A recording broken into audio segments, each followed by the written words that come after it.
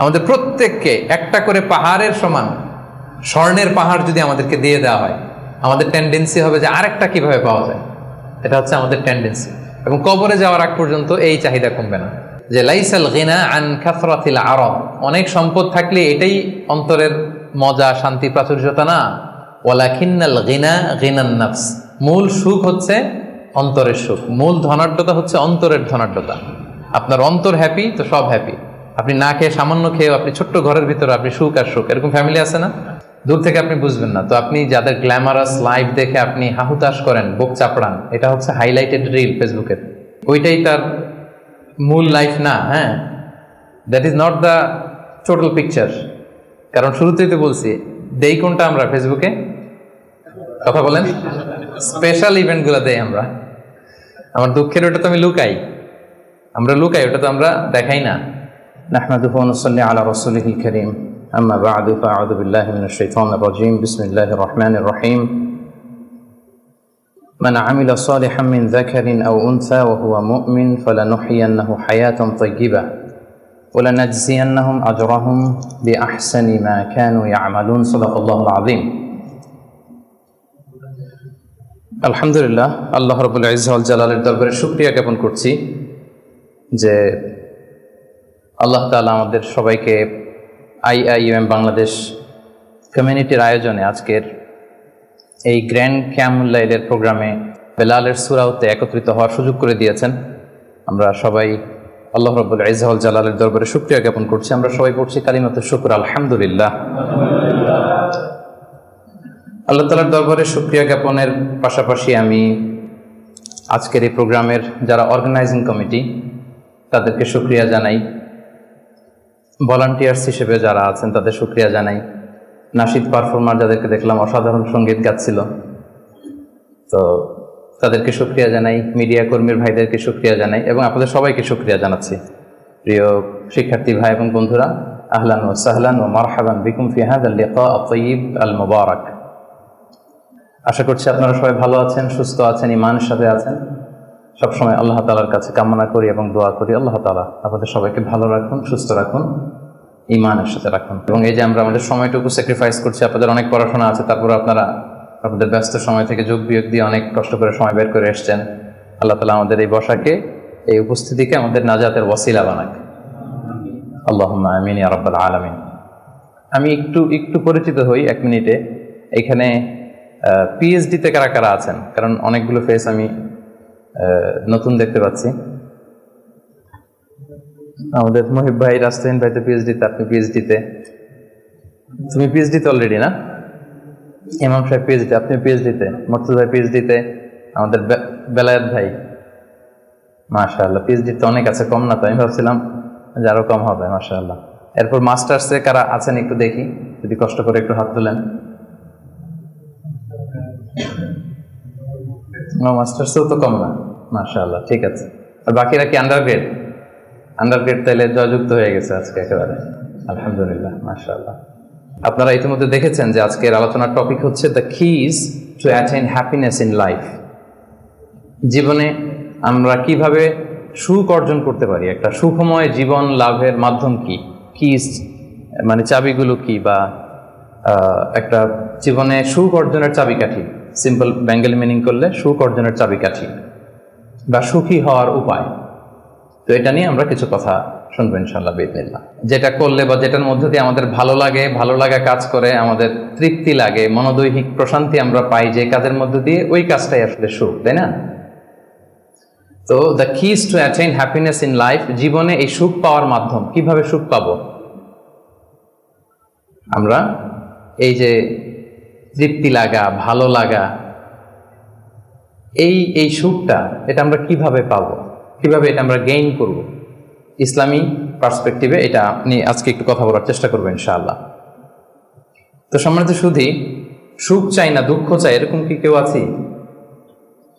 সুখ লাগবে না এরকম কেউ আছেন এখানে? হ্যাঁ, জি বললো কে?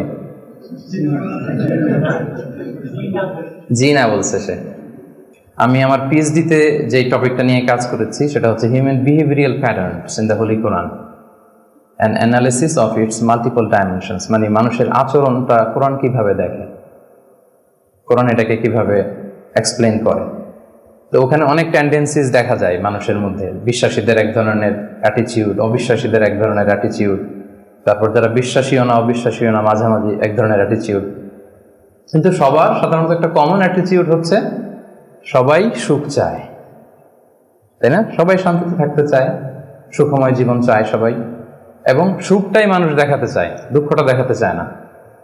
আপনি যদি আমাদের সোশ্যাল মিডিয়ার যুগ যেহেতু এখন, কানেক্ট করে আরো সহজ, দেখেন আমরা আমাদের সুখকর মুহূর্তগুলো শেয়ার দিই, আমাদের যে খুব গ্ল্যামারাস যে ইভেন্টসগুলো আছে, সুন্দর সুন্দর ইভেন্টস বাদ দেন, লেটস এ ছবি, আমি একটা ছবি আপলোড দিব কোনো এক কারণে, আমরা কি করি 10টা ছবি তুলে খুঁজে খুঁজে সবচাইতে সুন্দর লুক আসছে যেটা, ওইটা দেই। তার মানে সুখী তো হতে চাই বটেই, আবার এই সুখটা, বুঝতেছেন তো নাকি? মানে ধাপে ধাপে আগাইলে আপনারা মজা পাবেন, টপিকটা ডাইজেস্ট হবে আর কি, যেটা আমরা বলি একেবারে শুরু থেকে শেষ পর্যন্ত আমরা বুঝে বুঝে আগালাম। তাহলে প্রথমে বুঝলাম যে সবাই সুখ চাই, এটাতে একমত সবাই, তাই না? গেল। এরপর হচ্ছে এই সুখটাই আমরা প্রকাশ করি, সুখটাই শেয়ার করি, সুখটাই দেখাতে চাই, দুঃখ আমরা লুকাই। এবং আমি আজকে সার্চ করে অবাক হলাম, বিশ্ব সুখ দিবস নাকি একটা আছে, আপনারাও একটু গুগল করে দেখেন। এটা হচ্ছে প্রতি বছর মার্চের 20 তারিখে the international day of happiness, বিশ্ব সুখ দিবস। দেখেন, তার মানে এটা যে আমরা চাই, এটা যে লাগবে, এটা ইন্টারন্যাশনালি কোন জায়গায় চলে গেছে দেখেন। সবাই এটা, আমরা সুখের কাঙ্গা, আমরা সুখের ভিখারি, আমরা সবাই সুখ চাই, সুখী হতে চাই আমরা সবাই। আর একটা মৌলিক কথা আলোচনা শুরুতে খেয়াল রাখলে সামনের পয়েন্টসগুলো আমার বোঝাতে সুবিধা হবে, সেটা হচ্ছে এই পৃথিবীর সুখটা হচ্ছে টেম্পোরারি। এটা কি একমত সবাই? এই the happiness in this life is temporary, এটা টেম্পোরারি, এটা স্থায়ী না। আপনি সুখ পাবেন, আপনি সুখী হবেন, আবার দেখবেন দুঃখ চলে আসছে, সুখের পরে দুঃখ, আবার সুখ, এই যে this is the circle of life, সুন্নাতুল্লাহি ফিল আরদ। পৃথিবীতে এটাই আল্লাহর সুন্নাত, সুখের পরে দুঃখ আসে, দুঃখের পরে আবার সুখ আসে, এটা পার্মানেন্ট না। পার্মানেন্ট সুখ হচ্ছে আখিরাতে। তো আজকে আমি যেটা বলবো যে the keys two attain happiness, আমি দুইটার কথাই বলবো। টেম্পোরারি জীবনে এটা তো, এদিকের হ্যাপিনেস তো লাগবে, শুধু আখিরাতে কিভাবে হ্যাপিনেস এটা তো হবে না। এই দুনিয়ার হ্যাপিনেসটাও কিভাবে আমরা অ্যাটেইন করতে পারি, এবং আমাদের যে লাইফ আফটার ডেথ, ওই লাইফেও আমরা হ্যাপিনেস কিভাবে অ্যাটেইন করতে পারি, এই সবগুলো ব্যাপার নিয়ে আমরা কথা বলবো ইনশাআল্লাহ বিইজনিল্লাহ। তাহলে নতুন আরেকটা কথা যুক্ত হলো। প্রথম বললাম সবাই সুখ চাই, সুখটাই দেখাতে চাই। 3 নম্বর কথা যেটা যুক্ত হলো, দুনিয়ার সুখটা এটা অস্থায়ী, ক্ষণস্থায়ী। আপনি যদি ক্ষণস্থায়ী চিরস্থায়ী সুখের সন্ধান পেতে চান, সেটা হবে আখিরাতে, এটা দুনিয়াতে কখনোই হবে না। এবং কোরআনের অনেক আয়াতে আপনি এটা দেখবেন, যেমন একটা আয়াতে আছে ওয়াম্মাল্লাযীনা সুঈদু ফাফিল জান্নাতি, লম্বা আয়াত। তারপর আল্লাহ বলছেন আতাআন গায়রা মাজযুদ, মানে জান্নাতে যে নিয়ামত আপনাকে দেয়া হবে এটা হচ্ছে আতা, এমন একটা রিওয়ার্ড বা এমন একটা গিফট যেটা হচ্ছে গায়রা মাজযুদ, এটা কখনো কাট আপ হবে না, আনইন্টারাপ্টেড গিভিং, কেউ ইন্টারাপ্ট করবে না এটাতে। আপনি যা চান, যেভাবে চান, যেটাতে আপনার সুখ হয়, শান্তি হয়, ওটা আসবেই। এবং আসা যে শুরু হবে, এটার কোনোদিন থামবে না, এন্ডলেস। আখিরাতের যে সুখ প্রশান্তি, এটা এন্ডলেস এবং এটা পার্মানেন্ট। আর দুনিয়াটা হচ্ছে ক্ষণস্থায়ী। এবং এই ক্ষণস্থায়ী দুনিয়াতে এই ইন্টারাপ্টেড একটা টেম্পোরারি সুখের একটা নমুনা, একটা ছোঁয়া, একটা ঝলকানি দিয়ে আল্লাহ তাআলা ওই চিরস্থায়ী যে সুখের বন্দোবস্ত আল্লাহ করেছেন সেটার প্রতি আমাদেরকে আকৃষ্ট করতেছেন। এজন্য সামান্য কিছু সুখ আমরা মাঝে মাঝে একটু পাই এই দুনিয়াতে, যাতে আমাদেরকে বুঝাইতে সুবিধা হয় যে দেখো এতটুকুতেই কি মানে পাগল পারা, তোমরা মাতোয়ারা। তাহলে সেই যে মহাসুখ, সেই মহাসুখানুভূতি তুমি যে পাবে, সেটা কত চমৎকার হবে। এবং এই দুনিয়ার এই ছোট্ট অনুভূতি, এগুলো কিন্তু আমাদের মনে থাকবে। কোরআনের একটা আয়াত এটা প্রমাণ করে যে কুল্লামা রুজিকু মিনহা মিন সামারাতির রিজকা ক্বালু হাযা আল্লাযী রুজিকনা মিন ক্বাবলু ওয়া উতু বিহি মুতাশাবিহা। আমরা যখন জান্নাতে যাব, আমাদেরকে জান্নাতের যখন কোনো ফল দেয়া হবে, লেটস সে অ্যাপেল দেয়া হলো খাওয়ার জন্য, এই অ্যাপেল দেখেই মানুষ বলবে এই তো আপেল তো দুনিয়াতেও খাইছে এটা। তার মানে দুনিয়াতে যে খাইছে এই সেন্স কিন্তু আমরা ভুলে যাইনি। অনেকে জিজ্ঞেস করে যে আখিরাতের এই সেন্সেশনটা কেমন হবে, আখিরাতে কি দুনিয়ার সবকিছু আমার মনে থাকবে, দুনিয়ার যা যা ঘটছে সবই কি আমার সেন্সে থাকবে, ব্রেনে থাকবে, নাকি অন্যরকম জগৎ? এই আয়াত প্রমাণ করে দুনিয়াতে আপনি কি করেছেন সবকিছু আপনার মনে থাকবে। ফলে অ্যাপেল যখন দেয়া হবে দেখেই বলবে উতু বিহি মুতাশাবিহা, এরকম আপেল তো আমাকে দুনিয়াতে দেয়া হয়েছে।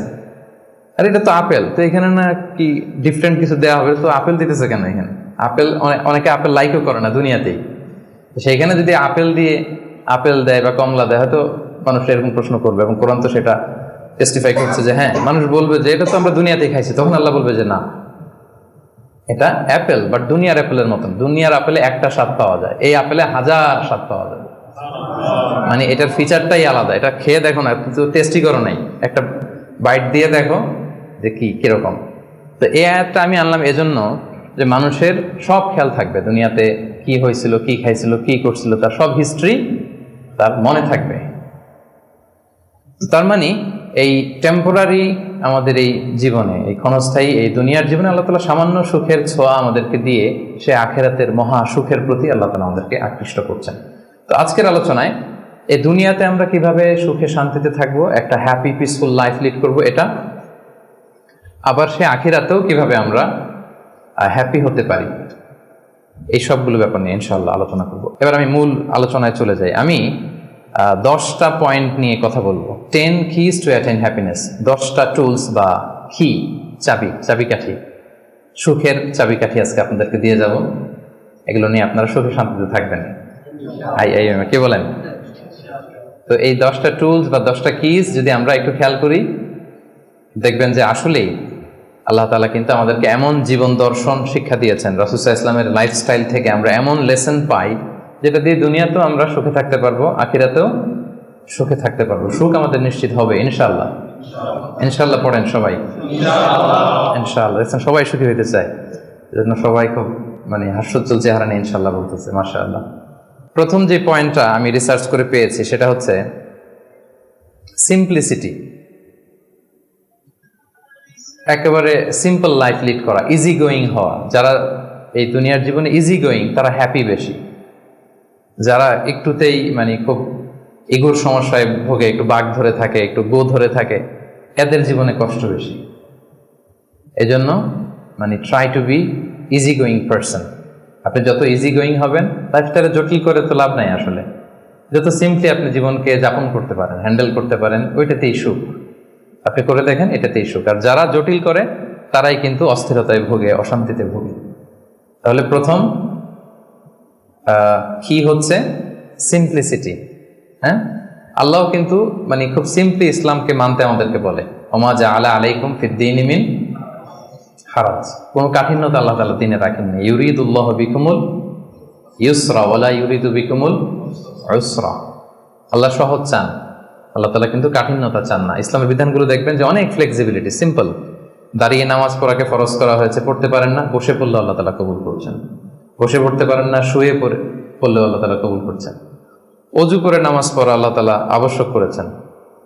অজু করতে পারতেছেন না, তায়াম্মুম করে পড়লেও নামাজ আল্লাহ তাআলা কবুল করছেন। এই যে দেখেন সিম্পলিসিটি। এবং রাসূল সাল্লাল্লাহু আলাইহি ওয়াসাল্লামের লাইফ লিডিং সিস্টেমে যদি আপনি দেখেন, ওনার অ্যাটিটিউডটা কেমন ছিল, উনি কিভাবে ওনার জীবনযাপন করতেন, ওখানেও দেখবেন যে রাসূল সাল্লাল্লাহু আলাইহি ওয়াসাল্লাম খুবই সিম্পল লাইফ লিড করতেন, কিন্তু বলার অপেক্ষা রাখে না। কি বলেন? রাসূল সাল্লাল্লাহু আলাইহি ওয়াসাল্লামের সিরাত যারা পড়েছেন, ছোট্ট একটা উদাহরণ দেই। সহিহ মুসলিমের একটা হাদিস অনেকে শুনেছেন, আম্মা জান আয়েশা রাদিয়াল্লাহু তাআলা আনহা বর্ণনা করেন যে রাসূল সাল্লাল্লাহু আলাইহি ওয়াসাল্লামের অ্যাটিটিউডটা কত সিম্পল ছিল, কত সিম্পলি তিনি লাইফ লিড করতেন। দেখেন, তিনি বর্ণনা করেন যে রাসূল সাল্লাল্লাহু আলাইহি ওয়াসাল্লাম সকালবেলা যখন আসতেন, স্ত্রীদের ঘরে তো ফজরের সালাতের পরে আসতেন, তাই না? ফজরের সালাতের পর রাসূল সাল্লাল্লাহু আলাইহি ওয়াসাল্লাম লম্বা সময় মুসাল্লায় বসে থাকতেন। সালাম ফিরানোর পরে সাহাবাদের দিকে মুখ ফিরিয়ে বসতেন, লম্বা সময় তাসবিহ পড়তেন, ইশরাকের সালাত পড়তেন। এরপর সাহাবাদের সাথে কিছু পার্সোনাল কারো কোনো কোশ্চেন থাকলে ওটার আনসার করতেন। বিশেষ করে রাতে কেউ স্বপ্ন দেখলে ওটার ব্যাখ্যা করতেন রাসূল সাল্লাল্লাহু আলাইহি ওয়াসাল্লাম। রাসূল সাল্লাল্লাহু আলাইহি ওয়াসাল্লাম বলতেন, যেহেতু ফজর জাস্ট ঘুম থেকে উঠে আসছে, এখনই তো স্বপ্নের ব্যাখ্যা দিতে হবে। রাসূল সাল্লাল্লাহু আলাইহি ওয়াসাল্লাম বলতেন যে হাল রাআ আহাদুম মিনকুম আল বারিহাতা আর-রুইয়া, গত রাতে কেউ স্বপ্ন দেখছো নাকি?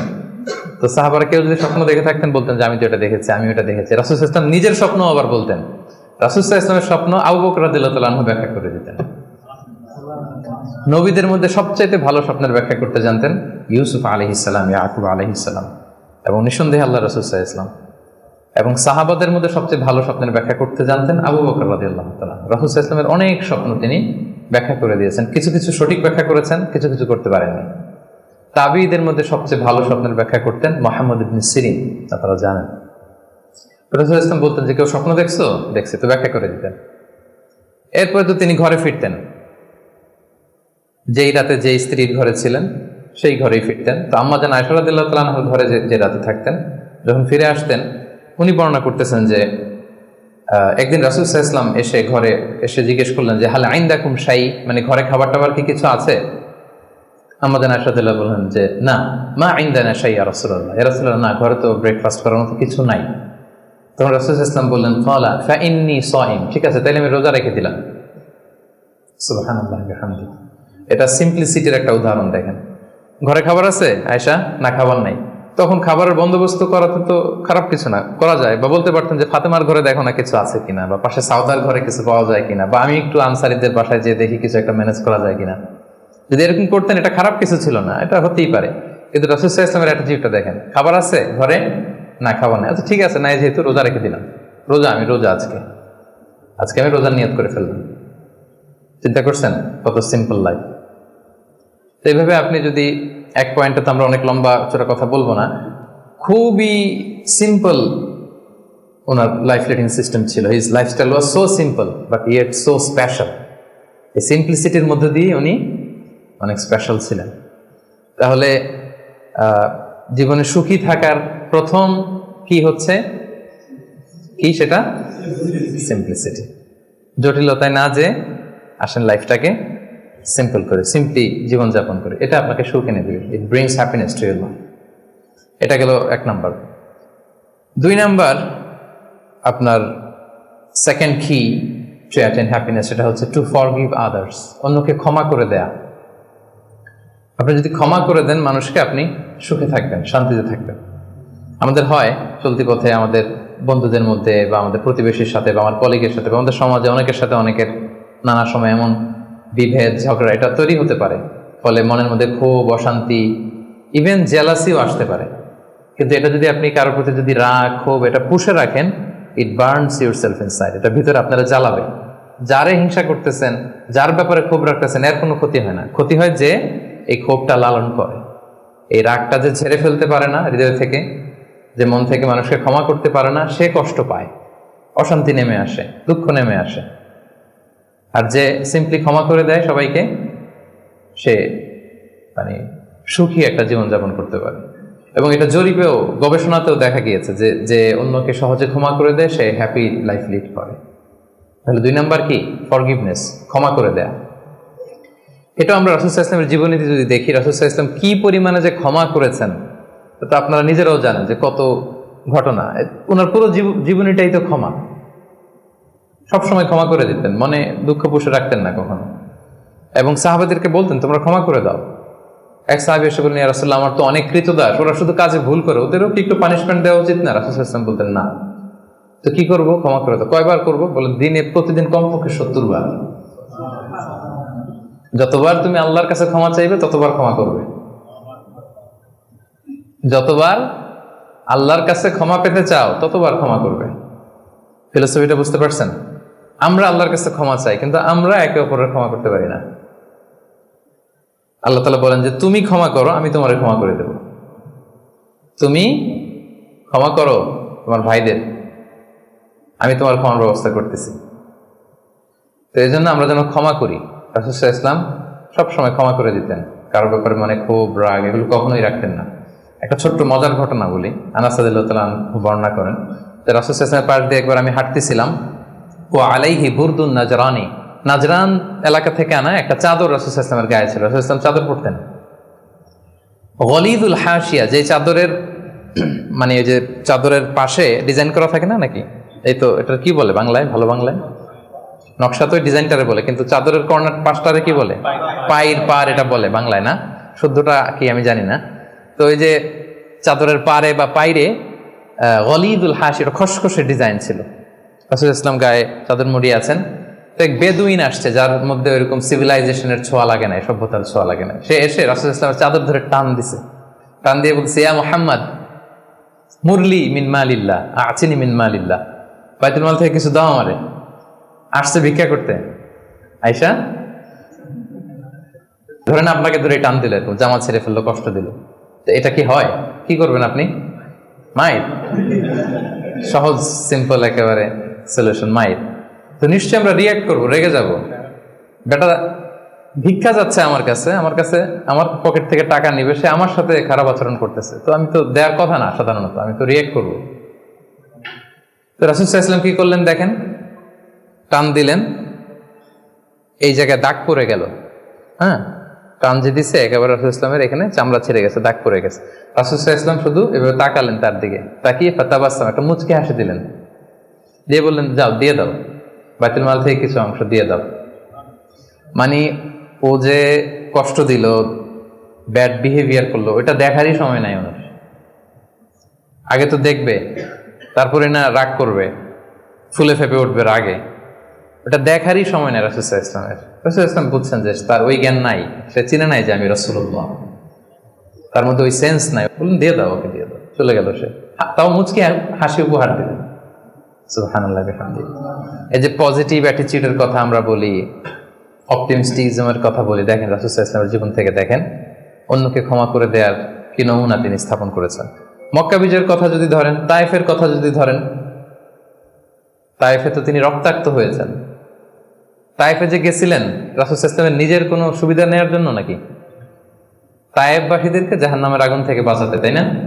কিন্তু তারা কি করলো?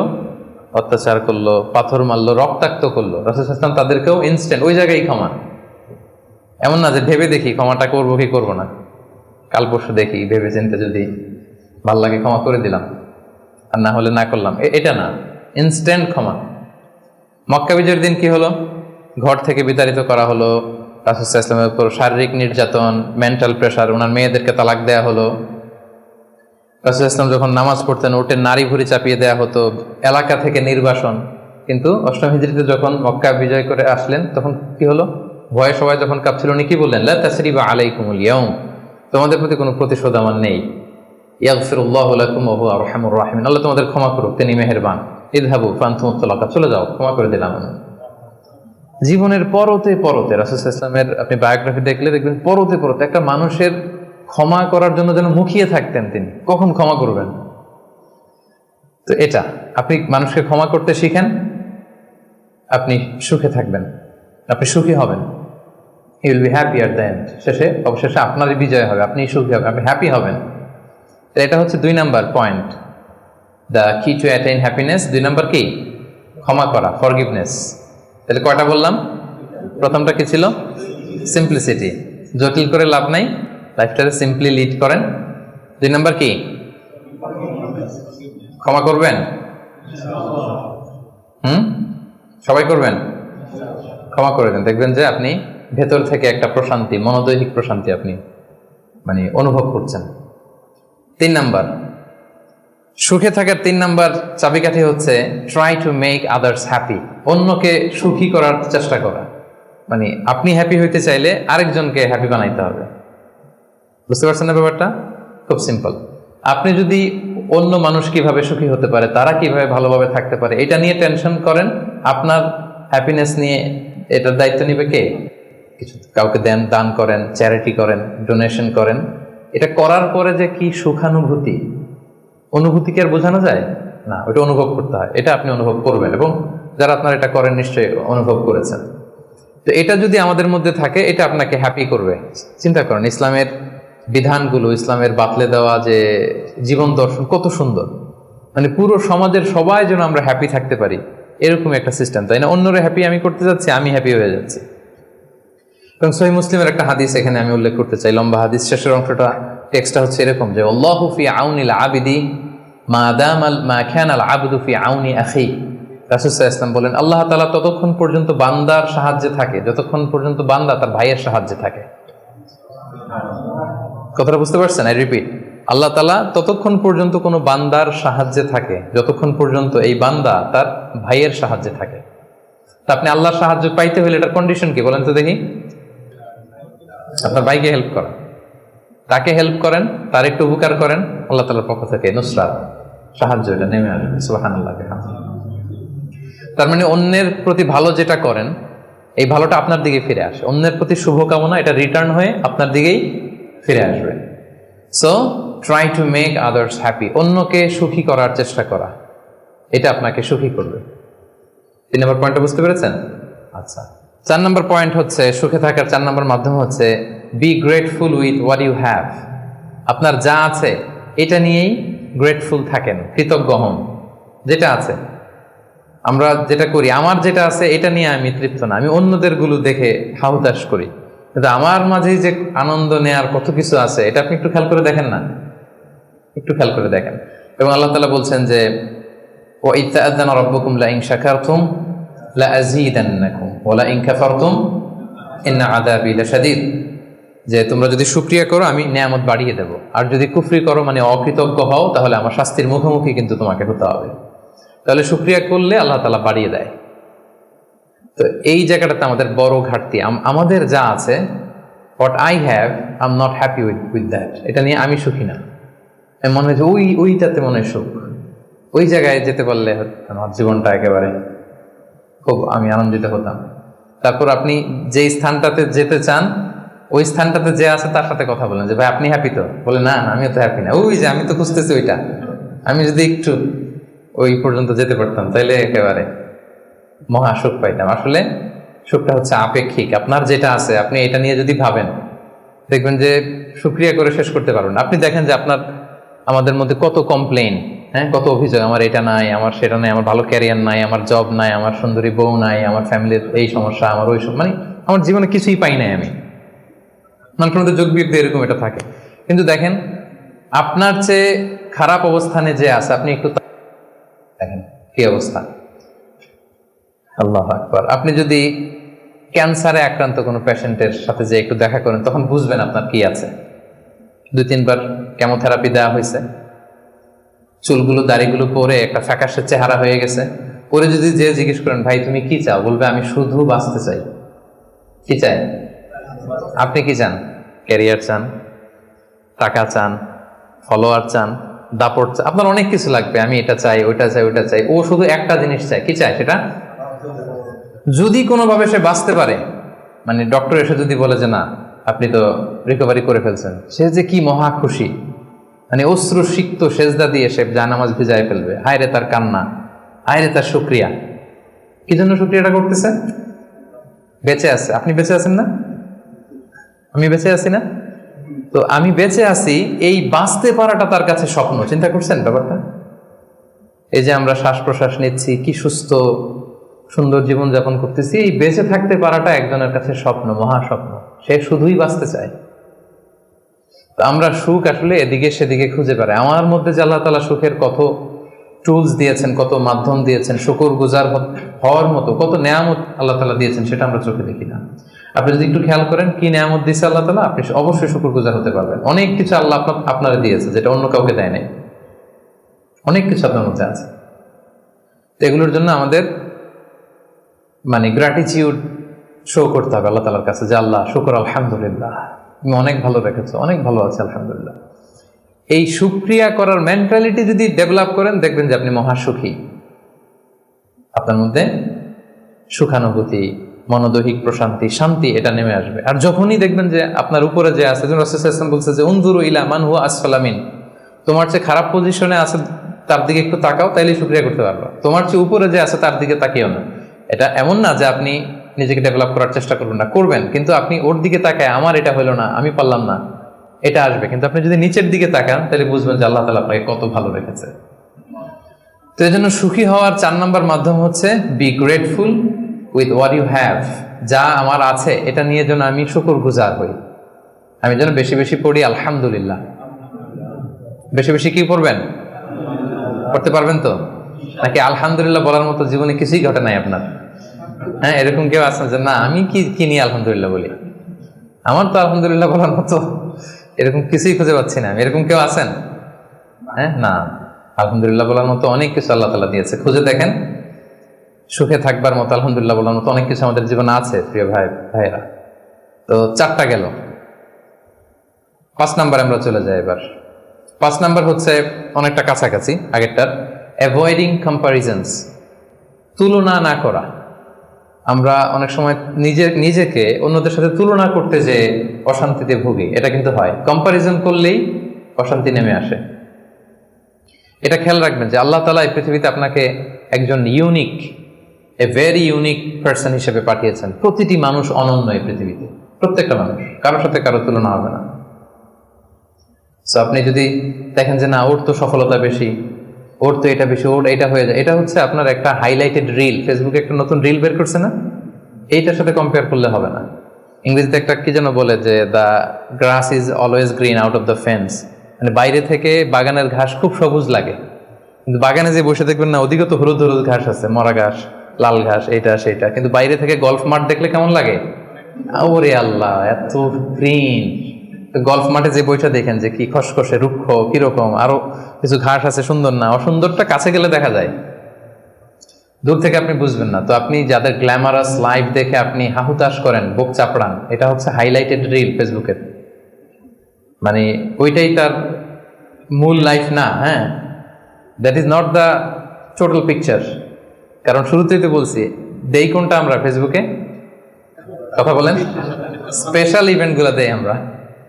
আমার দুঃখের ওটা তো আমি লুকাই, আমরা লুকাই, ওটা তো আমরা দেখাই না। সো অন্যের হাইলাইটেড রিল দেখে যেন হাহুতাশ না করেন। আপনি একজন অনন্য মানুষ, আল্লাহ তাআলা আপনার মধ্যেও এমন কিছু ক্যাপাসিটি, ক্যাপাবিলিটি দিয়েছে, এটা দিয়ে আপনি বিশ্ব জয় করতে পারেন আপনি। সো আপনি অন্যের সাথে কম্পেয়ার করবেন, আপনি নিজেকে ডেভেলপ করবেন, মানে compete with your self instead of others. অন্যের সাথে কম্পিট না করে নিজেকে try to B the best version of your self in every single day. প্রতিদিন আপনি ট্রাই করে নিজেকে আপনার মানে শ্রেষ্ঠ ভার্সনে পরিণত করেন, নিজের সাথে নিজে কম্পিট করেন। কিন্তু তুলনা করতে গেলে অশান্তিতে ভুগবেন যে ওর তো এত টাকা স্যালারি, আমার তো, ওর তো এত এত অ্যাচিভমেন্ট, আমার তো নাই, ওর এটা আমার নাই। এভাবে কম্পেয়ার করতে গেলে আপনি দুঃখী হবেন, অস্থিরতায় ভুগবেন। জন্য এই কম্পেয়ারটা করা যাবে না। এবং রাসূল সাল্লাল্লাহু আলাইহি ওয়াসাল্লামকে আল্লাহ তাআলা দেখেন কি চমৎকার করে কোরআনের নির্দেশ দিয়েছেন সূরা তাহার ভেতরে, ওয়ালা তামুদ্দান্না আইনাইকা ইলা মা মাত্তা'না বিহি আজওয়াজাম মিনহুম যাহরাতাল হায়াতিদ দুনিয়া লিনাফতিনাহুম বিহি। মানে নবী হে, কাফিরদের এক দলকে আমি দুনিয়াতে দাপট দিয়েছি, ক্ষমতা দিয়েছি, ধন সম্পদ ঐশ্বর্য দিয়েছি, ওইদিকে যেন আপনার চোখ না যায়। আল্লাহ তাআলা কাকে বলতেছেন? রাসূলুল্লাহ সাল্লাল্লাহু আলাইহি ওয়াসাল্লামকে বলতেছেন যে কাফেরদের মধ্যে থেকে একদলকে আমি অনেক ধন সম্পদ দাপট অনেক কিছু দিয়েছি, আপনি ওইটা দেখে মন খারাপ করেন না, মানে কম্পেয়ার করতে যায় না, আমার এটা নাই, আপনারা যে আমি কত কিছু দিছি, আপনাকে তো নেয়ামত দিয়ে আমি ধন্য করে ফেলেছি। তো রাসূল সাল্লাল্লাহু আলাইহি ওয়াসাল্লামকে আল্লাহ তাআলা এই নির্দেশনা দিয়েছেন। আরেকটা আয়াত শোনাই, সূরাতুল গাফিরে বলছেন, সূরাতুল মুমিন যেটা, ফালা ইয়াগরুরকা তাকাল্লুবুহুম ফিল বিলাদ। নবী হে, কাফিররা এই দুনিয়াতে বড় বড় সফর করে, বিশাল ক্যারাভান নিয়ে যায়, অনেক লাভ করে নিয়ে আসে, এটা সেটা, তাদের জীবনের এই চাকচিক্য দেখে, এটা দেখে যেন এটা যেন আপনাকে ধোকায় না ফেলে দেয়। আপনি এটার সাথে নিজেকে কম্পেয়ার করবেন না, আপনি নিজের সেলফ ডেভেলপমেন্টের চেষ্টা করবেন, আপনার রোলটা আপনি প্লে করবেন, প্রপার সময়ে প্রপার রেসপন্সটা আপনি করবেন, কিন্তু আপনার সাথে আপনি আরেকজনকে কম্পেয়ার করবেন না। এই কম্পেয়ার করার কারণে আমাদের সমাজে, আমাদের জীবনে অনেক অশান্তি তৈরি হয়। এই কম্পারিজনটাতে কিন্তু ক্ষতি। এই পয়েন্টটা বুঝতে পারছেন?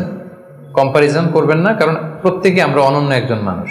অ্যাভয়েডিং কম্পারিজনস, আপনি যখনই এই তুলনা বাদ দিবেন দেখবেন যে আপনি হ্যাপি। তুলনা করলেই, কারণ নিচের দিকে তো আর তুলনা করবেন না, করবেন কোথায়? এইটা নাই, ওইটা নাই, আমার এটা হইল না, আমার সাথে কেন হয়, আমার কেন এত দুঃখ। এই কম্পারিজন যখন করবেন অস্থিরতা আসবে। এই পয়েন্টটা ক্লিয়ার? আচ্ছা, মাশাআল্লাহ, 5টা চলে গেল। 6 নাম্বার, এটা খুব ইন্টারেস্টিং। 6 নাম্বার পয়েন্ট যেটা আমি লিখেছি সেটা হচ্ছে পিস অফ মাইন্ড। এই যে শুরুতে কে যেন সংজ্ঞায় বললো যে মনের সুখ, তো এই যে মনের সুখটাই আসল সুখ, আমরা যে বাংলায় বলি, এই পয়েন্টটা হচ্ছে এটাই, মনের সুখই আসল সুখ। আপনার মন, আপনার হৃদয়টা, আপনার হার্ট, আপনার সোল, এইটা মানে পিস অফ মাইন্ড আছে কিনা এইটা আপনি খেয়াল করবেন। বাহ্যিক অনেক জিনিস আপনার মানে চোখ ধাঁধানো মনে হতে পারে, ওইটা কিন্তু আসলে সুখ না। সুখ আসলে কোথায়? হৃদয়ের সুখটা, মনের সুখটাই আসল সুখ। আপনি দেখবেন যে অনেক অনেক সম্পদশালী, অনেক টাকার মালিক, অনেক নেম ফেম, কিন্তু ফ্যামিলিতে সুখ নেই, ঘরের ভেতরে তার অশান্তি, এরকম আছে না অনেক? আসলে কি সে সুখী? টাকা পয়সার তো শেষ নাই, মিলিয়নিয়ার, বিলিয়নিয়ার, মাল্টি বিলিয়নিয়ার, বিশাল বিজনেস ম্যাগনেট, কিন্তু ঘরে স্ত্রীর সাথে ভালো সম্পর্ক নাই, ছেলে মেয়ে কথা শোনে নাই, তো অহরহ এখনকার সময়। তা আসলে কি সে হ্যাপি? কি বলেন? চিত্তে শান্তি নাই, মনে সুখ নাই। মনের সুখ আসল সুখ। অনেক টাকার মালিক, ঘরে 8-10টা কাজের লোক, কয়েকটা বাবুর্চি, কিন্তু খেয়ে হজম করতে পারে না, আছে এরকম প্রবলেম অনেকের? বলেন তো, যার ডাইজেস্টের সমস্যা, ডাইজেস্ট হয় না, তার কত কষ্ট। আমাদের কখনো যখন এরকম হয় যে ডাইজেস্ট হচ্ছে না, একটু কি বলে ফুড পয়জনিং বা বদহজম এরকম কিছু হলে কি অশান্তি লাগে, আর সারা জীবনটাই এটা। তার জীবনটা কেমন যাচ্ছে বলেন? আপনার যে মনে শান্তি আছে, এই যে 2 টাকা দিয়ে নাসি আয়াম খেয়ে ফেলতে পারতেছেন, যেখানে মনে চাই বসে ফেলতে পারতেছেন, শুইতে পারতেছেন, থাকতে পারতেছেন, কত সিম্পল লাইফ, কত সুখ। এরপরেও আমরা যদি সুখ খুঁজে না পাই, আপনি একটু ওদের দিকে তাকান, কিছুই হজম হয় না। তাদের কি অবস্থা? ঘরে শান্তি নাই, ফ্যামিলিতে শান্তি নাই। তো এই জন্য সম্মানিত ভাইয়েরা, পিস অফ মাইন্ড, এটা হচ্ছে the true happiness, the real happiness. আপনার মনটা যদি প্রশান্ত থাকে, আপনি যদি মনোদৈহিক প্রশান্তির মধ্যে থাকেন, you are the happiest person in the world. আপনি সুখী, মহাসুখী, আপনি মহাসুখী। ইউআই থেকে বের হলে বুঝবেন দুনিয়াটা কেমন। এখানে আমরাও তো ছাত্র জীবন কাটিয়েছি একটা সময়, সুবহানাল্লাহ। পারিবারিক জীবনে যাবেন, ক্যারিয়ার লাইফে যাবেন, বিজনেসে যাবেন, ব্যবসা যাবেন, দিনকে দিন জটিলতার মধ্যে আপনি আসবেন। এখন যে কত হ্যাপি লাইফ লিড করতেছেন আপনি কল্পনা করতে পারবেন না। এর জন্য শুকরগুজার হতে হবে। তো তাই বলে কি এখন টাকা পয়সা সম্পদ এগুলোর দরকার নাই? বাড়ি ঘর বাবুর্চি এগুলো দরকার নাই যেগুলো বলতেছিলাম, না দরকার আছে। আমি বুঝাতে চাচ্ছি যে ওগুলোই আসল সুখের সন্ধান দেয় না। আসল সুখ কিসের সুখ? মনের সুখ। সবাই বলেন আসল সুখ মনের সুখ। পার্থিব জীবনের এই ব্যাপারগুলো যে লাগে, এটাও ইসলাম বলে। যেমন রাসূল সাল্লাল্লাহু আলাইহি ওয়াসাল্লাম একটা চমৎকার হাদিস, সহিহ হাদিস, এটা আমি একটু করে শেয়ার করি। রাসূল সাল্লাল্লাহু আলাইহি ওয়াসাল্লাম বলেছেন যে আরবাউম মিনাস সাআদা, 4টা হচ্ছে মানে সুখী হওয়ার মাধ্যম বা সৌভাগ্যশীল হওয়ার মাধ্যম। যার 4টা আছে সে সাঈদ, আর যার 4টা নাই সে শাকী।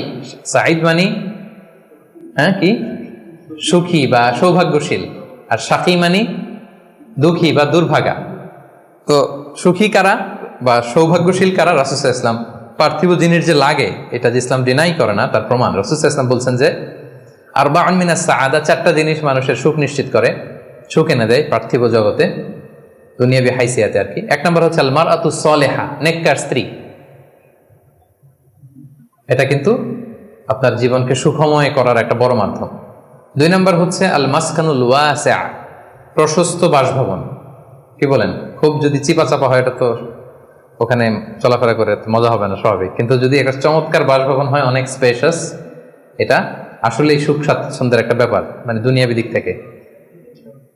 3 নম্বর হচ্ছে ওয়াল জারুস সালেহ, ভালো প্রতিবেশী, গুড নেইবার। কি বলেন? আরবিতে কি বলে? উতলুবুল জার ক্বাবলাদ দার, বাড়ি কেনার আগে আগে প্রতিবেশী দেখে নাও, আরবি ভাষার একটা প্রবাদ। আর 4 নম্বর হচ্ছে ওয়াল মারকাবুল হানি, মানে হচ্ছে লিটারালি হচ্ছে সুইট রাইডিং, ভালো একটা আরোহণ। এটা বর্তমানে গাড়ি হইতে পারে, একটা সুন্দর চমৎকার গাড়ি, ভালো ব্র্যান্ডের গাড়ি, মার্সিডিজ না হইতে পারে। তারপর রাসূল সাল্লাল্লাহু আলাইহি ওয়াসাল্লাম টেস্টিফাই করছে, আপনার এটা নেগেটিভলি নেওয়ার সুযোগ নাই। হ্যাঁ, এটা দুনিয়াবি দিক থেকে তো অবশ্যই একটা সুখের মাধ্যম, মার্সিডিজ ব্র্যান্ড হতে পারে। অথবা রাসূল সাল্লাল্লাহু আলাইহি ওয়াসাল্লামের সময় ছিল যে কোনো আরোহণ, ভালো ঘোড়া, তেজস্বী ঘোড়া, উট, হ্যাঁ এগুলো।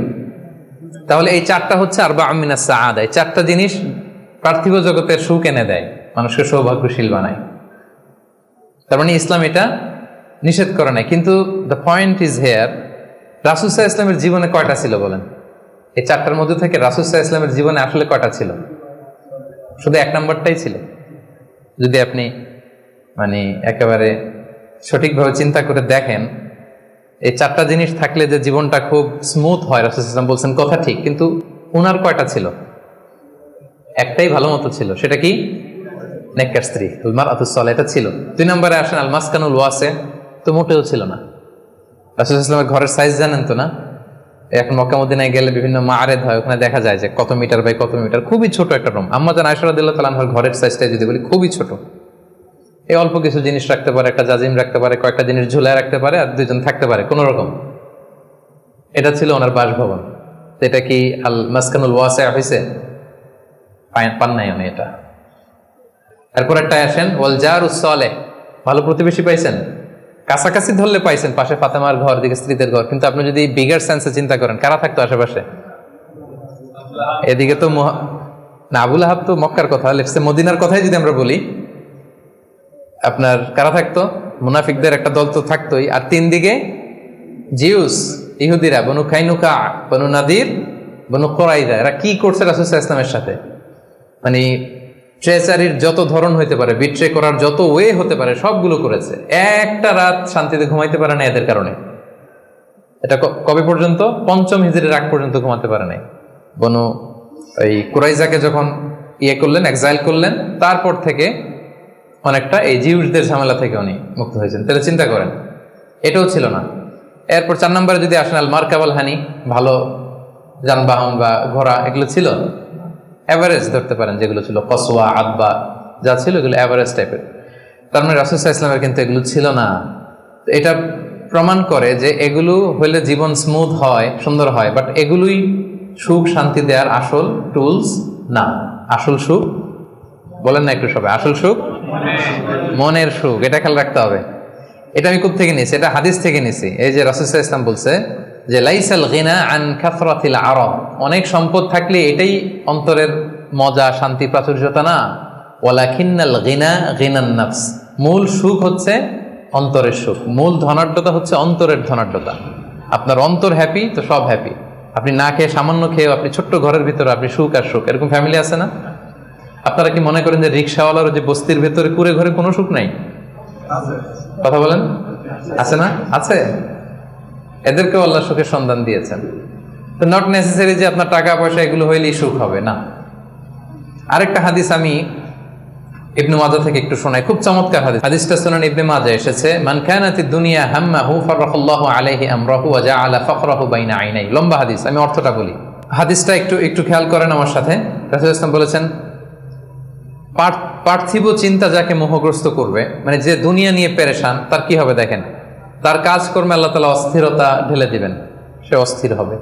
দারিদ্রতা হবে তার নিত্য সঙ্গী, এবং এই পার্থিব স্বার্থ সে ততটুকুই পাবে যতটুকু তার তাকদিরে লেখা আছে, এর বেশি পাবে? অস্থির যদি হন, আপনি পেরেশান হন, যত পেরেশান হন, আপনার তাকদিরে যা লেখা তার চেয়ে 1 ইঞ্চিও বেশি পাওয়া যাবে নাকি? যাবে না। আর যার উদ্দেশ্য হবে আখিরাত, আল্লাহ তার সবকিছু স্মুথ করে দিবেন, সুবহানাল্লাহ। তার অন্তরকে আল্লাহ তাআলা ঐশ্বর্যমণ্ডিত করে দিবেন। এই যেটা বলতেছিলাম যে ফাইনাল গিনা গিনান নাফস, অন্তরের সুখ, হৃদয়ের সুখী আসল সুখ, অন্তরের সুখী আসল সুখ। এবং দুনিয়া স্বয়ং তার সামনে এসে হাজির হবে। যার চিন্তা হচ্ছে আখিরাত নিয়ে, দুনিয়া আপনাতে এসে ধরা দিবে। তো এই জন্য হৃদয়ের সুখটা, এটা যে আসল সুখ, এটা যেন আমরা ফিল করি, এটা এনশিওর করার ট্রাই করতে হবে। আপনি এইটা না করে অন্যদিকে যদি বেশি ছুটেন, আপনার অস্থিরতা কমবে না, এটা আপনাকে দুঃখী বানাবে, অসুখী বানাবে, অস্থির বানাবে, আপনার সুখ কেড়ে নেবে জীবন থেকে।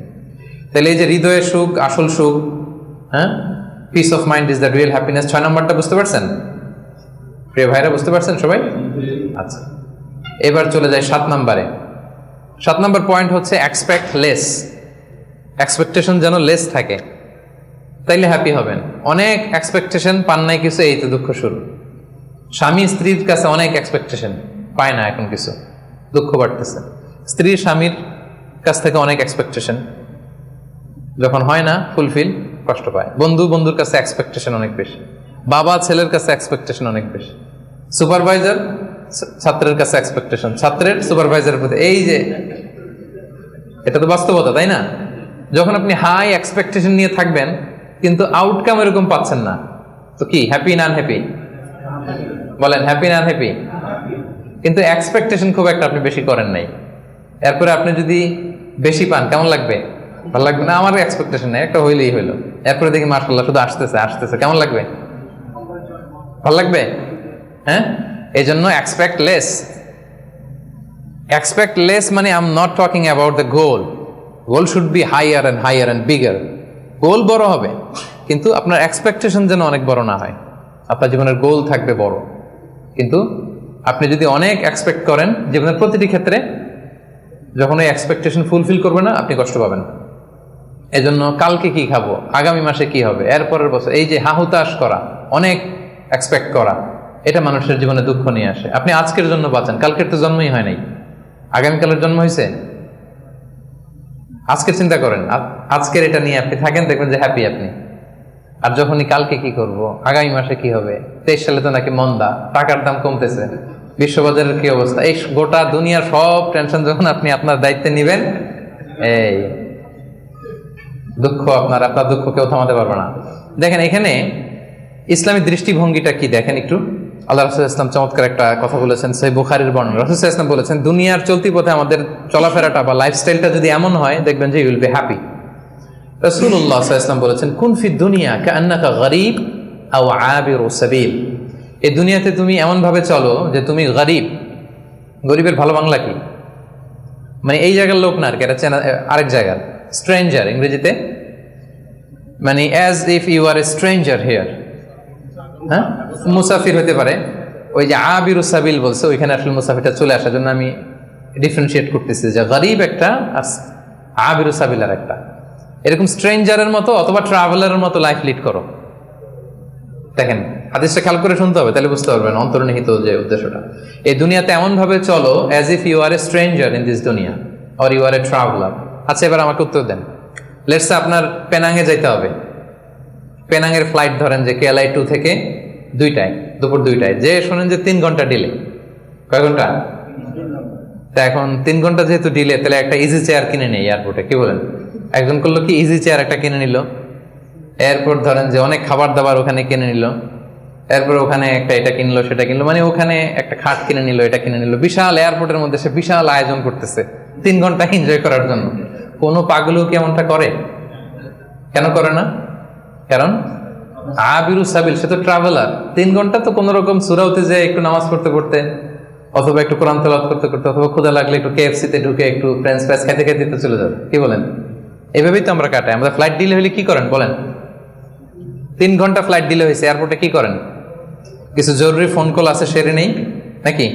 একটু পত্রিকায় ঢুমারি, কি কি নিউজ আজকে দেশে বিদেশের একটু দেখি, তারপরে একটু নামাজ পড়ে নেই বা একটু অজু করে নেই, একটু ওয়াশরুম সেরে নেই, ক্ষুধা লাগলে একটু মিনুম খেয়ে নেই বা এটা একটু করে নেই। এইভাবে আমরা সাধারণত আমাদের ফ্লাইট ডিলে হলে টাইম পাস করি। তো এখন রাসূল ইসলাম বলছেন, এই দুনিয়ার পুরো জীবনটাই আসলে তো এটা তো একটা ট্রানজিশন পিরিয়ড। আমরা মানে আমাদের ভাবনাতেই ওইটা আনি না যে আমাদের বিশাল এক জগৎ, আমাদের বিশাল এক ব্যবস্থাপনা ওখানে পড়ে আছে, ওইটার ওইভাবে ফিল করি না। বলি, পড়ি, শুনি, কিন্তু ফিলিংসটা ওইভাবে আসে না।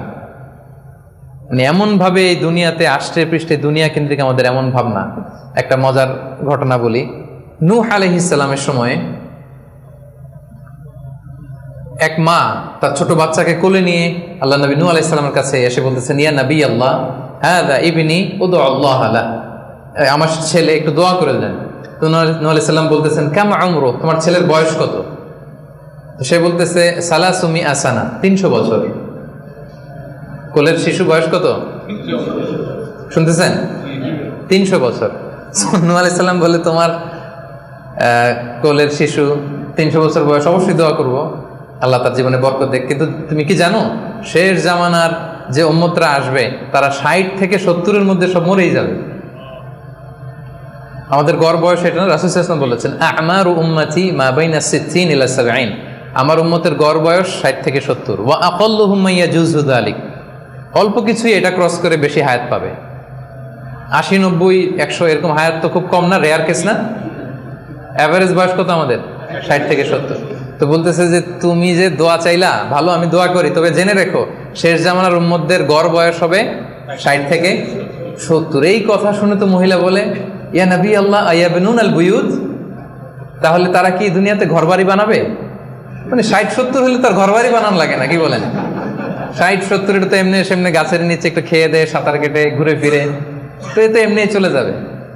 তো এখন এই মহিলারা যদি বুর্জ আল খলিফা দেখানো যাইত, আর এখানে এই যে সাতু মালয়েশিয়া টাওয়ার, সিগনেচার টাওয়ার আর মার্দেকাস টাওয়ার যদি দেখানো যেত, তাহলে বুঝতো যে কি বিল্ডিং আমরা বানাই দিছি। তো রাসূলুল্লাহ সাল্লাল্লাহু আলাইহি ওয়াসাল্লাম কি বলেছেন দেখেন, কুন ফি দুনিয়া কাআন্নাকা গরীব আও আবিরু সাবিল। এই দুনিয়াতে এমন ভাবে থাকো যেন তুমি স্ট্রেঞ্জার, তুমি ট্রাভেলার। এবং ইবনে ওমর রাদিয়াল্লাহু তাআলা আনহু বলতেন, ইদা আমসাইতা ফালা তানতাযিরিস সাবাহ। এখন রাত তো, কালকে সকাল যে পাবা এটা নিয়ে বসে থেকো না, আশা করো না এত বেশ। পাইলে বোনাস, পাইলে কি সকাল পেয়ে গেছি, রাতের অপেক্ষা করো না। ওয়া ইদা আসবাহতা ফালা তানতাযিরিল মাসা, সকাল পাইছো তো রাতের জন্য বসে থাকো না। যদি পাও রাতটা, তাহলে বোনাস, খুশি লাগবে। বোনাস পেলে কেমন লাগে? আর যদি আপনি এক্সপেকটেশন নিয়ে রাখেন যে আমি তো 1000 বছর বাঁচবো, এখন দেখেন যে সন্ধ্যাবেলা আজরাইল চলে আসছে, তখন সব একেবারে ভেস্তে যাবে। এজন্য এক্সপেক্ট লেস, তাহলে সুখে থাকবেন। কিন্তু বনি আদমের দেখেন আরেকটা হাদিস না বললেই না, রাসূল সাল্লাল্লাহু আলাইহি ওয়াসাল্লাম বলছেন যে আমাদের প্রত্যাশার ইয়েটা কত বেশি, সহিহ বুখারীর হাদিস যে লাউ আন্না লিবনি আদম ওয়াদিয়াম মিন যাহাব আহাব্বা ইয়াকুনা লাহু ওয়াদিয়ান ওয়া লা ইয়ামলা আফাহু ইল্লা তুরাব। আমাদের প্রত্যেককে যদি একটা করে স্বর্ণের পাহাড় দিয়ে দেওয়া হয়, আমাদের যে চাই আরো লাগবে, টেন্ডেন্সিটা এমন। রাসূল সাল্লাল্লাহু আলাইহি ওয়াসাল্লাম উপমা দিয়ে বোঝাচ্ছেন আমাদের প্রত্যেককে একটা করে যদি স্বর্ণের, যদিও বলা হচ্ছে ভ্যালি, উপত্যকা বোঝানোর জন্য বলছে, দুই পাহাড়ের মধ্যবর্তী জায়গাকে ভ্যালি বলে, লেটস ধরেন পাহাড়ের সমান, আমাদের প্রত্যেককে একটা করে পাহাড়ের সমান স্বর্ণের পাহাড় যদি আমাদেরকে দিয়ে দেওয়া হয়, আমাদের টেন্ডেন্সি হবে যে আরেকটা কিভাবে পাওয়া যায়। এটা হচ্ছে আমাদের টেন্ডেন্সি। এবং কবরে যাওয়ার আগ পর্যন্ত এই চাহিদা কমবে না। আচ্ছা বলেন, একটা পাহাড় কেন? 1000 কেজি স্বর্ণ পাইলে তো আমরা 14 গোষ্ঠী খেয়ে তো শেষ করতে পারবো না, পারবো? তারপর আমাকে দেয়া হলো উহুদ পাহাড় পরিমাণ একটা স্বর্ণের পাহাড়, এরপর আমার আরেকটা কেন লাগবে এটা বোঝান, কেন লাগবে? কিন্তু হিউম্যান বিং এর নেচার, যারা আছে বেশি সে চায় বেশি, তার ডিমান্ড বেশি, তার এক্সপেকটেশন বেশি। এজন্য সম্পদ হইলেই যে সুখ আসবে এমন না। খেয়াল রাখবেন, মানুষ যত ধনী হয় তার রিজিকের পেরেশানি তত বাড়ে, কিন্তু ধনী হয়েছিলই রিজিকের পেরেশানি কমানোর জন্য। কি বলেন? এই যে আমরা ধনী হইতে চাই কেন? যাতে রিজিকের টেনশনটা কমে, হ্যাঁ, একটা সুন্দর লাইফ লিড হয়। কিন্তু যত ধনী হচ্ছি পেরেশানি কি বাড়ে না কমে বলেন তো? এই জন্য expect less, you will be happy. এই পয়েন্টটা বুঝতে পারছেন? আচ্ছা, 8 number, do not expect gratitude from anyone. কাছাকাছি কিন্তু একটু ভিন্নতা আছে। কারো কাছ থেকে আপনি গ্র্যাটিটিউড আশা করে বসে থাকবেন না। মানে অন্য কেন আমার কাজের অ্যাপ্রিসিয়েট করলো না, আমার কেন থ্যাঙ্কস দিল না, হ্যাঁ, আমার মূল্যায়ন করলো না, আমার দাম দিল না, আমার নামটা নিল না, এরকম হয় না সমাজে? আছে না যে আমার নামটা তো নিল না, কি বলেন, আমার তো মূল্যায়ন করলো না, আমার তো দাম দিল না, ওরা আমি দেখে নিব। এইটা যখন আপনার মধ্যে আসবে যে আমারে কেন অ্যাপ্রিসিয়েট করে না, আমাকে মূল্যায়ন কেন করে না, এই তো আপনি আপনার সুখ নষ্ট করে দিলেন। এই টেন্ডেন্সি থেকে বেরোতে হবে না। যেটাই করবো একজনের মানে খুশির জন্য, তিনি কে? আল্লাহ। আপনি আল্লাহ তাআলার খুশির জন্য সব করেন, আপনি হ্যাপি হবেন, আপনার কাজের এপ্রিসিয়েশনও পাবেন, আপনার নামও মানুষ নিবে, সবই হবে। কিন্তু করবেন কার খুশির জন্য? এক্সপেকটেশন যদি থাকে যে আমাকে কেন থ্যাঙ্কস দিল না, আমার গ্র্যাটিটিউড কেন দিল না, এই তো আপনার মধ্যে অশান্তি চলে। আপনি ভালো কাজ করেন, ভালো কাজ করলে এটা অ্যাপ্রিসিয়েশন আসবে। বাগানে ফুল ফুটলে ওটা সুঘ্রাণ ছড়াবে, আকাশে চাঁদ উঠলে ওটা দেখবে, ওটা লুকায় থাকে নাকি? ওটা আসবেই।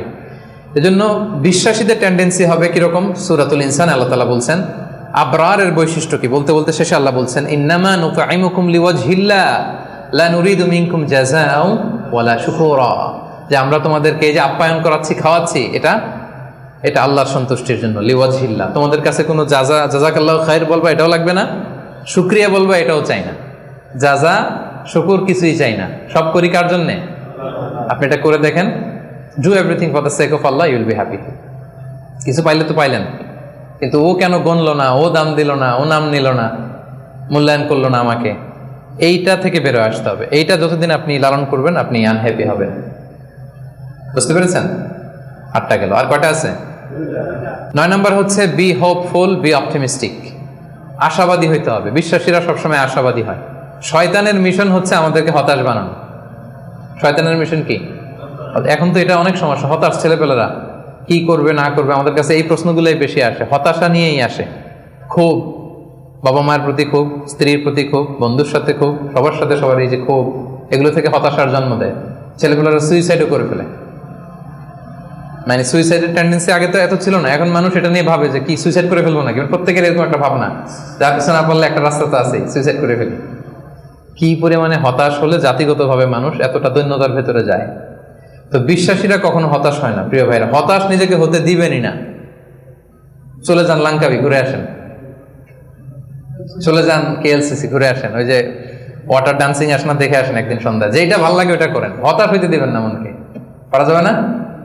হতাশ হলেই বিপদ, হতাশা থেকেই সবকিছুর সব ঝামেলার জন্ম। এবং শয়তানের বড় মিশন হচ্ছে বিশ্বাসীদেরকে হতাশ বানানো, আর এই কোরআনের মিশন হচ্ছে আমাদেরকে আশাবাদী বানানো। এটা আশা জাগা নিয়ে একটা বই, আপনি পড়ে দেখেন, এই কোরআনের কথা শুনে দেখেন, শুধু আশা আর আশা, মানে হতাশ হইতেই দিবে না, শুধু মানে এনার্জি আপনার অপটিমিস্টিক বানাই ছাড়বে। আপনি কোরআনের কয়েকটা আয়াতকে আমি রেফার করি, লা তাহজান ইন্নাল্লাহা মা'ানা, লা তাহজান, never be sad, never be frustrated, আল্লাহ ইজ উইথ আস, আল্লাহ আমাদের সাথে আছে।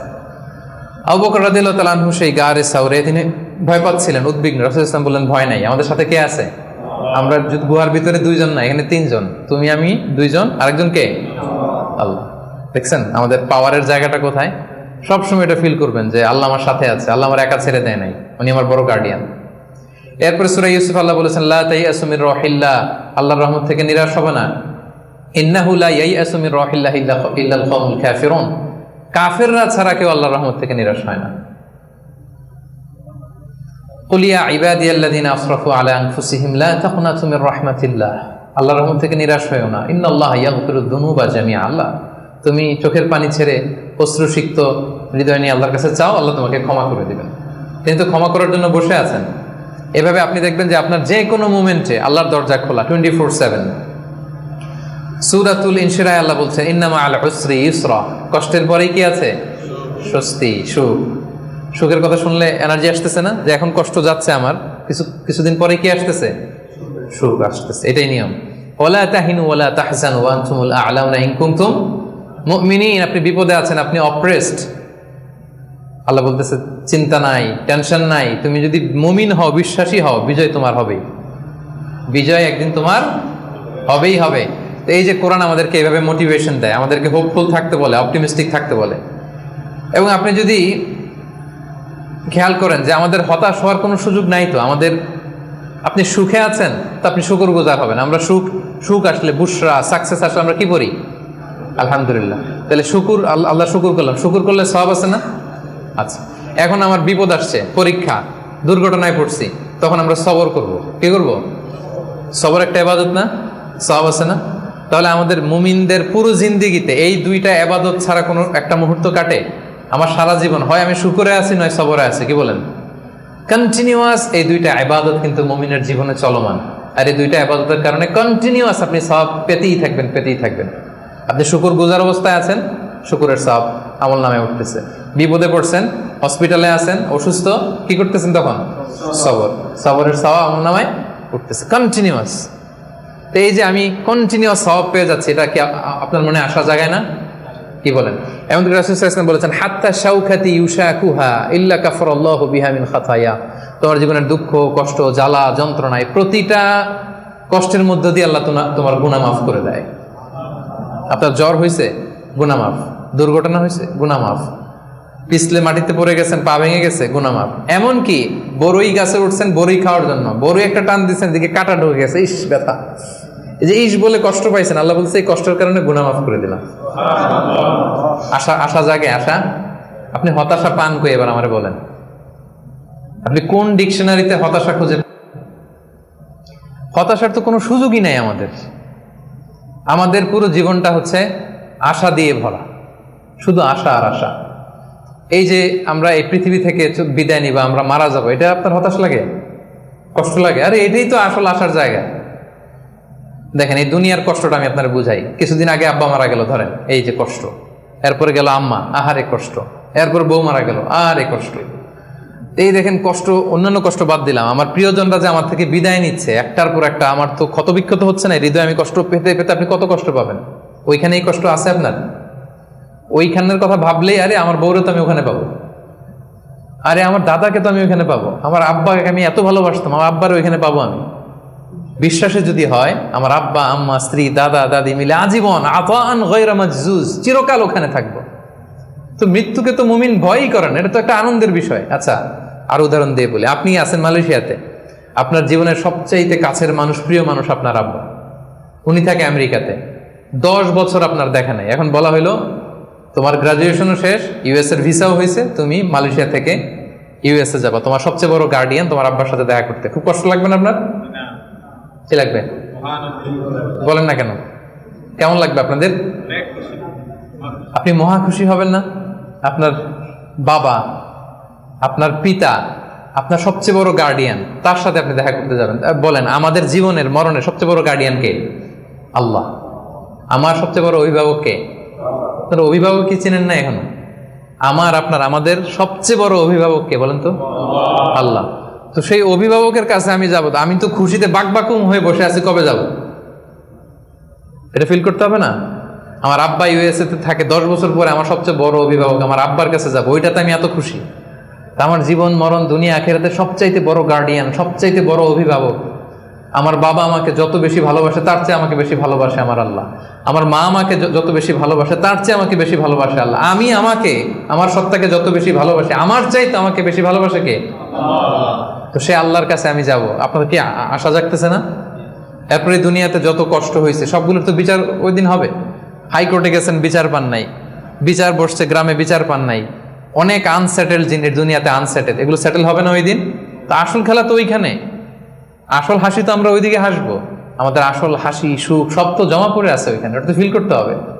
এখন হতাশ হওয়ার স্কোপ আপনি কোথায় পেয়েছেন এবার বলেন আমাকে? হতাশ হবে না? হতাশ হওয়া যাবে? আমাদের হতাশ হতে চাইলেও ঘুরে ফিরে সুযোগ নেই। খুব চাচ্ছে একটু হতাশ হই, একটু টেনশন করি, তারপরেও সুযোগ নেই প্রিয় ভাইরা। তাহলে কি ছিল 9 নাম্বার? হোপফুল হইতে হবে। এই যে আমি যতগুলো বলছি একটাও কি গোজামিল দিয়ে বললাম নাকি? যে কোনো রকম গোজামিল দিয়ে আপনাদেরকে আমি একটু হোপফুল বানানোর চেষ্টা করছি। আসলে কি গোজামিল না মহাসত্য এটা? তো আপনি হতাশ হন কিভাবে? আপনি তো এখান থেকে শান্তি খুঁজবেন, প্রশান্তি খুঁজবেন, আপনি তো আরো আশাবাদী হয়ে উঠবেন। তাইলে হতাশ হওয়া যাবে না। 10 নম্বর, রিমেম্বারেন্স অফ আল্লাহ, সর্বশেষ সুখী হওয়ার মাধ্যম। এটা দিয়ে শুরু করার কথা ছিল, কিন্তু এটা দিয়ে শুরু করলে বলবো যে এই যে ওয়াজ শুরু করছে। তো এই জন্য আপনাদেরকে দুনিয়াবি কথাগুলো আগে বলে রিমেম্বারেন্স অফ আল্লাহ, যেটা 1 নম্বরে আনার কথা ছিল, আমি শেষের দিকে নিয়ে আসলাম আপনাদেরকে। আমি তৈরি করে করে এখন বুঝতে সুবিধা হবে। আল্লাহ স্মরণে হৃদয় প্রশান্ত হয়। আল্লাহ স্মরণে যে হৃদয় প্রশান্ত হয়, আমার একটু আগের যে পয়েন্টটা, এটা যদি আপনি ফিল করেন ভেতর থেকে, প্রশান্ত হবে না আপনার? আপনি তো মানে বিশাল বড় আশা নিয়ে বুক বেঁধে থাকবেন, আপনার তো হতাশ হওয়ার কোনো সুযোগ নেই। আপনি ভিতর থেকে মনোদৈহিক প্রশান্তি, শান্তি, সুখ এটা অনুভব করবেন। আল্লাহ স্মরণ, আখিরাতের স্মরণ যার মধ্যে থাকে সে সুখী হয়, সে জীবনে শান্তি লাভ করে। আর আপনি যদি নাস্তিকদের দিকে তাকান, আপনারা জানেন ওরা কি কঠিন জীবন যাপন করে। বিশ্বাস করেন, টক শোতে অনেক বড় বড় কথা বলে, কিন্তু রাতের বেলা যখন মরণ নিয়ে চিন্তা করো, দম বন্ধ হয়ে আসে। আমরা মরণ নিয়ে কথা বলে দম বন্ধ হয়ে আসে, তো বুক ভরা দম নিয়ে আমি তো খুশি, আমি তো আমার রবের কাছে যাচ্ছি, আমার মহা অভিভাবকের কাছে। আতান গয়রে মাজুজ, এমন সুখ শান্তির সন্ধান আমি পাবো যেটা কাটার হবে না কোনোদিন, ছিনিয়ে নেওয়া হবে না, এটা চলবে তো চলবে মহাকাল। তো আল্লাহর স্মরণ, আখিরাতের স্মরণ আমাদেরকে খুব হোপ দেয়, আশা জাগায়, আশা জাগা নিয়ে। কিন্তু নাস্তিকদের কথা যদি চিন্তা করেন, ওদের জীবন মরণ নিয়ে যখন ভাবনা শুরু করে, ওদের দম বন্ধ হয়ে আসে, একটা সাফোকেটিং লাইফ ওরা লিড করে। এজন্য আল্লাহ তাআলা বলছেন, আলা বিযিকরিল্লাহি তাতমাইন্নুল কুলুব। কেন আল্লাহর জিকিরে মানুষের অন্তর প্রশান্ত হয়? কেন? আমাদের হিউম্যান বিং এটা দুইটা জিনিসের সমন্বয়, আমাদের দেহ, বডি আর সোল। আমরা যখন ক্লান্ত হই, ঘুমালে সতেজ হই, ক্ষুধা লাগলে খেলে, ফুয়েল দিলে সতেজ হই। কিন্তু আমাদের রূহ, এটার খাবার কি? আমাদের যে আত্মা, এটা আখিরাতের স্মরণে, আল্লাহর স্মরণে এটা প্রাণবন্ত হয়, এটা সজীব হয়, এটা উজ্জীবিত হয়। এজন্য আল্লাহ তাআলার স্মরণে, আখিরাতের স্মরণে মানুষ উজ্জীবিত হয়, মানুষ প্রশান্ত হয়, সে হৃদয় থেকে একটা সুখানুভূতি সে ফিল করে, এটা রিয়েলাইজ করে। আর যারা এটা করে না, আল্লাহ কি বলছেন? ওয়ামান আ'রাদা আন যিকরি ফাইন্না লাহু মাঈশাতান দানকা, they will live a very suffocating life, very miserable life. আপনি যদি নাস্তিকদের দিকে তাকান, they are all the time long in dilemma, in confusion, they don't know how to go, how to proceed. মানে কি ভাববে, কোন দিকে যাবে, আসলে কি, যদি থাকে কিছু, এই যদি থাকের চিন্তায় ওরা একটা দম বন্ধ হওয়ার মতো যে পরিবেশ পরিস্থিতি, এরকম একটা লাইফ তারা লিড করে। আর যারা বিশ্বাসী, আল্লাহ বিশ্বাসী, আখিরাতে বিশ্বাসী, তারা এই পৃথিবীর জীবনে তো সুখী হবেই, আখিরাতে তারা মহাশান্তির সন্ধান পাবে। এবং যে আয়াতটি দিয়ে শুরু করেছিলাম সেটা দিয়ে শেষ করে আল্লাহ তাআলা বলছেন, মান আমিলা সালিহাম মিন যাকারিন আও উনসা ওয়া হুয়া মুমিন ফালানুহইয়ান্নাহু হায়াতান তাইয়্যিবা ওয়া লানাজজিয়ান্নাহুম আজরাহুম বিআহসানি মা কানু ইয়ামালুন। সৎ কর্ম সম্পাদনকারী কোনো মুমিন ব্যক্তি, নারী হোক পুরুষ হোক, যে আমি 10টা যা বললাম, এটা সামহাও হয় ইমানের সাথে সম্পৃক্ত, নয় সৎকর্মের সাথে সম্পৃক্ত। এটা দুইটা যদি কেউ নিশ্চিত করে, আল্লাহ বলে ফালানুহইয়ান্নাহু হায়াতান তাইয়্যিবা, আমি গ্যারান্টি দিচ্ছি, আমি কমিটমেন্ট দিচ্ছি, আমার প্রোক্লেমেশন, আমার ডেক্লেয়ার, যে আমি তাদেরকে হায়াতে তাইয়্যিবা, আমরা বলি না আল্লাহ হায়াতে তাইয়্যিবা দান করুক আপনাকে, বলি না বাংলায়? হায়াতে তাইয়্যিবা মানে একটা পবিত্র জীবন, একটা সুখময় জীবন, একটা শান্তিময় জীবন আমি তাদেরকে দান করব। এজন্য আল্লাহ তাআলার স্মরণে মানুষের হৃদয় প্রশান্ত হয়। আল্লাহর স্মরণে, আখিরাতের স্মরণে যাদের হৃদয় প্রশান্ত হয়, এদের দুনিয়াতে যে কোনো কষ্ট নাই, সমস্যা নাই তা না, আছে, অভাব অনটন আছে, দুর্ঘটনা আছে, কিন্তু এগুলো তাদেরকে উদ্বিগ্ন হতে দেয় না। কথা বুঝতে পেরেছেন? বিশ্বাসী সৎকর্ম পরায়ণশীল ব্যক্তিদের জীবনে কষ্ট আছে, দারিদ্রতা আছে, দুঃখ আছে, কিন্তু এটা তাদেরকে উদ্বিগ্ন বানায় না, এটা তাদেরকে অস্থির হতে দেয় না, অস্থির চিত্তের হয় না, তারা প্রশান্ত চিত্তের অধিকারী। আর আমরা শুরুতেই বলেছি যে অন্তরে সুখী বড় সুখ বা আসল সুখ। তো হৃদয়ের সুখটা তারা সবসময় অনুভব করে। আলা বিযিকরিল্লাহি তাতমাইন্নুল কুলুব। জেনে রাখো, সাবধান, আল্লাহ তাআলার স্মরণেই হৃদয় প্রশান্ত হয়। তো আমরা যেন আল্লাহ তাআলার স্মরণের মধ্য দিয়ে, আখিরাতের স্মরণের মধ্য দিয়ে পৃথিবীতে সুখী হতে পারি, প্রশান্ত চিত্তের অধিকারী হতে পারি। আল্লাহ তাআলা আমাদের সবাইকে কথাগুলো বোঝার, আমল করার তৌফিক দান করুন। আমি কি একটু করে 30 সেকেন্ডে একটু পয়েন্টগুলো আবার বলবো? কি কি বলেছিলাম? 1 নম্বর কি ছিল? সুখী সমৃদ্ধ জীবনের জন্য সিম্পলিসিটি, সিম্পল লাইফ লিড করা, ইজি গোয়িং হওয়া। 2 নম্বর ক্ষমা করে দেয়া। ক্ষমা করে দিবেন? এখান থেকে দেয়া যাবে ক্ষমা করে? ভুলে যান সব দুঃখ, কষ্ট, ক্ষোভ, জ্বালা, ভুলে ক্ষমা করে দেন, দেখবেন যে একটা সুখ পাবেন। মাফ করে দেন না, একটু ক্ষমা করে দিয়ে দেখেন, আপনি সুখী হবেন। 3 নম্বরে try to make others happy, অন্যকে সুখী করার চেষ্টা করা, রাইট। 4 নম্বরে be grateful with what you have, যেটা আছে এটা নিয়ে আমি শুকরগুজার যেন হয়, এটা আমাকে সুখী বানাবে। 5 নাম্বার অ্যাভয়েডিং কম্পারিজন, তুলনা কমানো। ও এত ড্যাশিং লাইফ, ওর এত গ্ল্যামারাস লাইফ, ওর এত, এগুলো বাদ দিয়ে আমার যেটা আছে সেটা নিয়ে যেন আমি আরো নিজেকে সমৃদ্ধ করতে পারি, এটা আপনাকে সুখী বানাবে। 6 নম্বরে কি ছিল? Piece of mind. এটাই হচ্ছে, কিন্তু এটা হচ্ছে আজকে বলা যায় টেক অ্যাওয়ে মেসেজ। আজকের আলোচনার টেক অ্যাওয়ে মেসেজ কি? Piece of mind is the real happiness. মনের সুখী আসল সুখ। বলেন, মনের সুখী আসল সুখ। সো আপনার এই মনে সুখ পাচ্ছেন কিনা, এই সুখকে আপনি কখনো নষ্ট করবেন না, এটাই আসল সুখ। আচ্ছা, 7 নম্বরে কি ছিল? এক্সপেকটেশন লেস, মানে এক্সপেক্ট লেস, অল্প প্রত্যাশা করা। বেশি প্রত্যাশা করলে না মিললে কষ্ট, আর অল্প প্রত্যাশা করছি পাইছি অনেক, তাহলে হ্যাপি। আচ্ছা, 8 নম্বরে do not expect gratitude from anyone, অন্যের থেকে গ্র্যাটিটিউড, শুকর, থ্যাংক ইউ, অ্যাপ্রিসিয়েশন, এগুলোর জন্য বসে না থাকা।